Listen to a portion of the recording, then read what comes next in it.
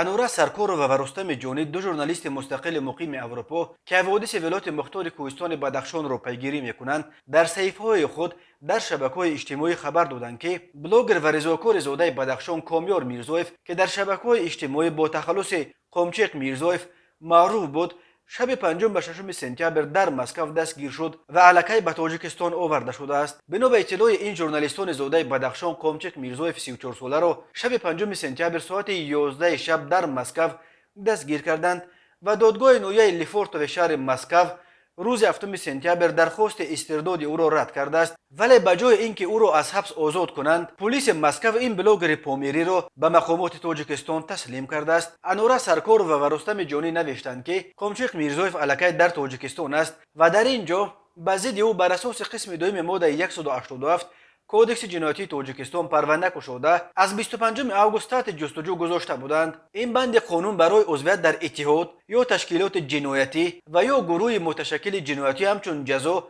از 8 تا 12 سال زندان را پیش بینی میکند. تفصیلات پرونده دسترس نیست و مقامات نیز رسما بازداشت قمچق میرزایف در مسکو و آوردنش به تاجیکستان و عیبنامه ضد او را شرحی ندادند، ولی ظاهرا یک اتهام اساسی به ضد این بلاگر پشتیبانیش با کمیسیه 44 میتواند باشد. قمچق میرزایف اینک بعد ژورنالیست دلیر امامعلی دومین برنده جایزه شهروند سال 2021 که به زندان میافتد. این جایزه را انجمن بانوان ژورنالیستان تاجیکستان با کمک مالی سفارت امریکا تأسیس داده، آن به نفران سپرده می شود که در دوام سال در این یا آن عرصه زندگی کشور از خود نقش برجسته به جا گذاشتند. طور بامداد قبلا خبر داد قمچق میرزایف روز 5 سپتامبر سال 2022 در شهر مسکو دستگیر شده است.